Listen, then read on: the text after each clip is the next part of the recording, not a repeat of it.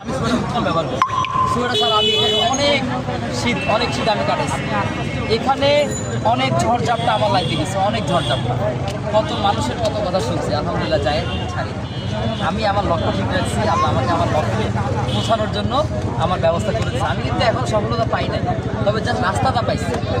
যদি রাস্তা মোতাবেক যদি চলতে পারি, স্ট্রাগল করতে পারি, আমার মনে হয় হয়ে যাবে। তো যারা হচ্ছে গিয়ে বেকার আছে, বেকার আসলে একটা নাম মাত্র, এটা আমরা বানাইছি, এটা কেউ বানায় দেয় না, আমরাই বেকার শব্দের নামটা বানাইছি।